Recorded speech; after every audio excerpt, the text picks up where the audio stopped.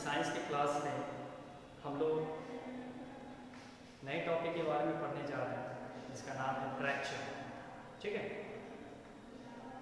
Fracture जो है सबसे एक कॉमन सा एक वर्ड होता है हम लोगों के लिए कि अक्सर कभी कोई एक्सीडेंट होता है तो हमारे मुंह से एक ही शब्द निकलता है, कुछ फ्रैक्चर तो नहीं होता। फ्रैक्चर मीन्स होता है टू क्रैकिंग और ब्रेकिंग ऑफ अ बोन, मतलब हड्डियों का टूटना, उसके बाद कहीं से छाले पड़ जाना, कहीं से वो हड्डियों का चूर हो जाना होता है ना। अक्सर वो कभी हैवी चीज़ के नीचे आता है ना, भारी भरकम चीज़ के नीचे, तो कभी कभी हड्डियाँ जो होती है वो पिस जाती है। ठीक है, तो ये होता है फ्रैक्चर। तो आइए इसके बारे में थोड़ा डीपली पढ़ते हैं। कहता है do you know that what is fracture? क्या आप जानते हैं फ्रैक्चर किसे कहते हैं? फ्रैक्चर क्या है? देखिए, fracture is any kind of break in the bone, मतलब हमारी हड्डियों में एक किसी भी प्रकार का एक ब्रेक यानी टूटना फूटना, ये सब जो है फ्रैक्चर होता है। It leads to swelling and causes a lot of pain. जब कभी फ्रैक्चर होता है तो आपने देखा होगा कि अक्सर ऐसे मरीजों को काफ़ी ज़्यादा, जो घायल व्यक्ति होता है उसे काफ़ी ज़्यादा दर्द होता है, और जिस हिस्से में फ्रैक्चर होता है उस हिस्से में काफ़ी ज़्यादा स्वेलिंग भी आ जाती है, सूजन आ जाता है, और वह चेहरा यानी कि वो जो पार्ट होता है वो काफ़ी सूज जाता है। ठीक है, उसका कलर भी थोड़ा सा ब्लैकिश हो जाता है। कहता है we should always consult a doctor in case of fracture and never try to fix the bones ourselves. जब भी इस तरह का कोई हादसा हो या कोई एक्सीडेंट करता है, दुर्घटनाग्रस्त होता है, तो उसे खुद से हड्डियों को आपस में जोड़ने का प्रयत्न नहीं करना चाहिए। उसे तुरंत as soon as possible he should consult a doctor, और डॉक्टर के ही सलाह के बाद हमें उस हड्डियों का, है ना, दूसरे दवा या जो भी चीज़ें, जो भी प्रिकॉशंस हम लोग लेते हैं, जो भी दवाइयाँ लेते हैं, मेडिसिन्स लेते हैं, तो ये डॉक्टर के प्रिस्क्राइब करने के बाद ही लेनी चाहिए, अपने मन से नहीं लेनी चाहिए। ठीक है, never move the injured part forcefully, मतलब काफ़ी ज़्यादा बल प्रयोग करके हमें उन हड्डियों को मूव नहीं करना चाहिए, उसे मोड़ना नहीं चाहिए, उसे ऐंठना नहीं चाहिए। नेक्स्ट है मूवमेंट ऑफ बोन्स। अब देखिए, हड्डियों में भी अलग अलग प्रकार के मूवमेंट्स होते हैं। जैसे bones can not move on their own, मतलब ये स्वतः खुद से नहीं मूव कर सकते हैं।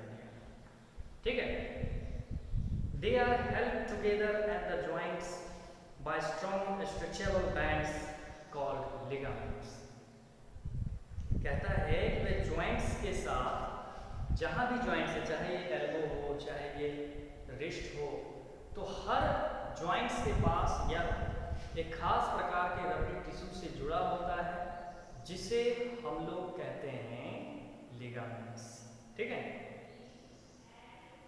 कहता है muscles help in the movement of the bones at the area of joints, मतलब मसल्स हमें किस चीज में मदद करता है? तो help in the movement of the bones, हड्डियों को मूव करने में, वो भी कहाँ? तो at the area of the joints, जिस हिस्से में जॉइंट्स होते हैं। Muscles are attached to the bones by tough cords like tendons, और जो मसल्स बोन से जुड़े होते हैं, जो भी मसल्स हड्डियों से जुड़े होंगे, हड्डियों से, ठीक है, मसल्स वो टेंडन से जुड़े होते हैं, उसे टेंडन कहते हैं, वो भी एक खास तरह का रबड़ी टिश्यू ही होता है।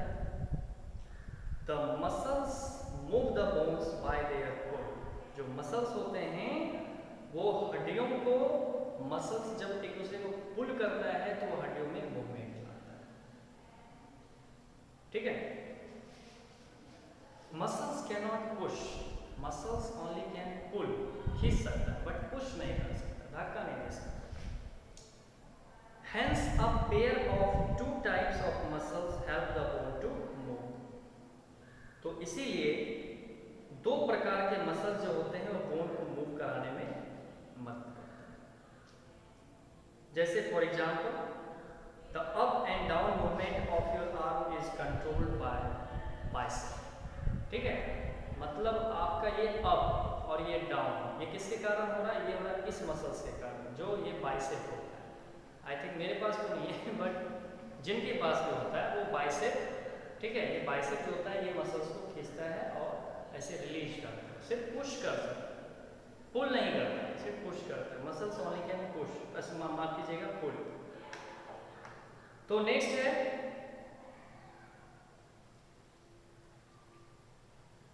जब आपने ऊपर खींचा तो यहाँ पर बाइसेप काम देता है, जब आप रिलीज करते हैं तो यहाँ पीछे ट्राइसेप भी हेल्प करता है। तो बाइसेप और ट्राइसेप, ये आगे बाइसेप होता है, पीछे ट्राइसेप होता है। ठीक है, तो ये दोनों ही प्रकार के मसल्स जो होते हैं आर्म को अप डाउन करने में मदद करते हैं। साइड में एक फिगर भी दिया गया है, आप उस फिगर को देख करके अच्छे से समझ सकते हैं। नेक्स्ट है When we want to lift our arm up, जब अपने आर्म को उठाना चाहते हैं, the biceps in the front contract and become shorter, मतलब ये सिकुड़ जाता है और ये छोटा होता है। बाइसेप्स सिकुड़ कर छोटा हो जाता है। Stiffer and thicker, stiff मतलब काफी सख्त, thick मतलब थोड़ा सा मोटा होता। This pulls the bones of the arm in one direction, ये बोन्स जो होते हैं बोन्स को एक डायरेक्शन में यानी सिंगल डायरेक्शन में ऊपर की ओर खींचते हैं। The other muscle of the pair, the tricep, जबकि पीछे ट्राइसेप जो है ये रिलैक्स्ड होता है। When biceps contract, जब बाइसेप कॉन्ट्रैक्ट होता है ना, तो ये रिलैक्स है tricep. To move the bone of the arm down, that in the opposite direction, जब फिर हम आर्म को अपोजिट डायरेक्शन में करते हैं तो जो रिलैक्स्ड मसल्स होता है यानी पीछे वाला वो कॉन्ट्रैक्ट हो जाता है, वो ट्राइसेप सिकुड़ जाता है और कहता है and brings the bone back to its original position, this time the biceps are relax, और इस समय बाइसेप रिलैक्स में चला जाता है। ये सिकुड़ता है तो ये रिलैक्स में, और जब ये सिकुड़ता है तो ये रिलैक्स में चला जाता है। यानी दोनों ही प्रकार के मसल्स जो हैं वह अप और डाउन, आर्म को अप और डाउन करने के वक्त कभी एक रिलैक्स में रहेगा तो दूसरा जो होगा वो कॉन्ट्रैक्ट होगा, जब दूसरा कॉन्ट्रैक्ट होगा तो पहला रिलैक्स में चला जाएगा। तो इस तरह से दोनों पेयर में होगा। इसीलिए कहा भी जाता है a muscles always work in a pair.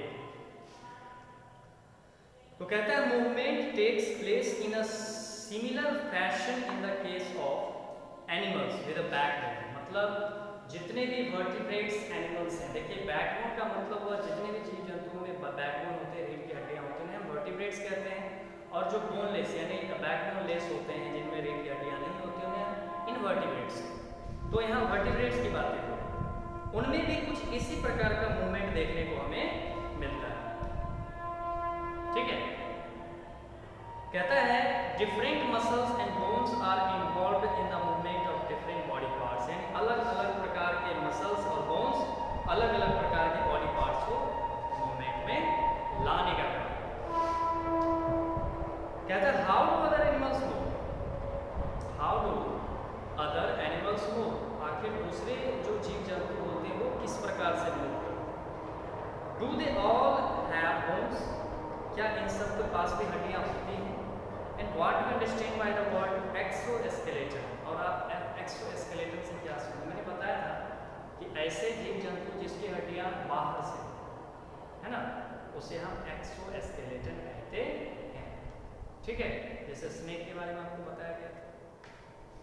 All animals that do not possess backbone are called invertebrates, मैंने तो अभी थोड़ी देर पहले ही आपको बताया वर्टिब्रेट्स एंड इनवर्टिब्रेट्स के बारे में। इसी चीज का डेफिनेशन फिर से यहाँ दिया गया है। कहता है all animals that have a backbone are called vertebrates and all animals that do not possess a backbone are called invertebrates. Some animals such as shark have skeletons made entirely of cartilage, मतलब shark जो इतना बड़ा समुद्री जीव है जिसका पूरा का पूरा बैकबोन होता है वो पूरा कार्टिलेज से ही बना हुआ है, इसीलिए उसका बोन इतना ज़्यादा लचीला, बहुत ज़्यादा लचीला होता है। तो कहता है एक फैक्ट फाइल है, study of muscles in a scientific way is called a myology. मतलब मसल्स का जो वैज्ञानिक तौर तरीके से जो अध्ययन किया जाता है इसे हम मायोलॉजी कहते हैं।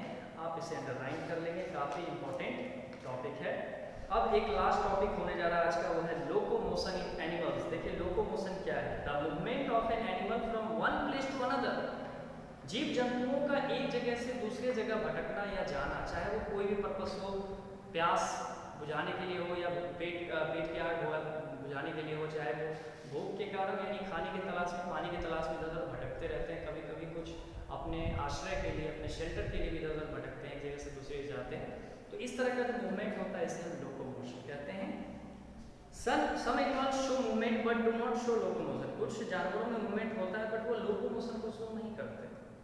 एनिमल्स जैसे स्पॉन्जेस, सी एनिमल्स, सम कोरल्स, ये जितने भी समुद्री चीज़ों का नाम है बताया गया, do not change their place but show movement without changing their position. इसके प्लेस में चेंजिंग नहीं होता है लेकिन फिर भी ये अपने मूवमेंट, बिना मूवमेंट किए अपने पोजीशन में बदलाव ले आता है।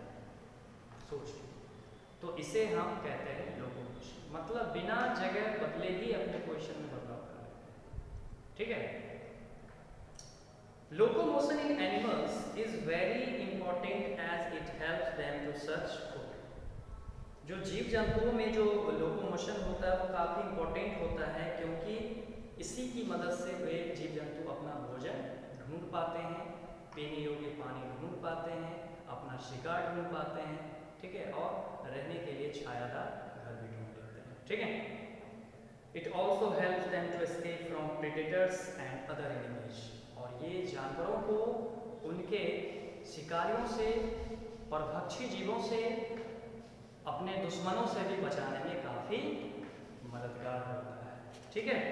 तो आज का टॉपिक जो था हमारा fracture, movement of bones and locomotion in animals, तीन टॉपिक को आप लोग कल अच्छे से पढ़ेंगे, पढ़ कर आएंगे ताकि मैं आगे फिर कुछ इसमें बता सकूँ। ठीक है। तो कल हम लोग बात करेंगे मूवमेंट इन बर्ड्स। ठीक है। क्लासेस काफ़ी शॉर्ट होते हैं लेकिन जितने होते हैं उसमें काफ़ी ज़्यादा बातें हो जाती हैं, तो मैं चाहता हूँ कि आप लोग जितना पढ़ाया जाता है कम से कम उससे अच्छे से पढ़ें। ठीक है। तो आज के लिए बस इतना है।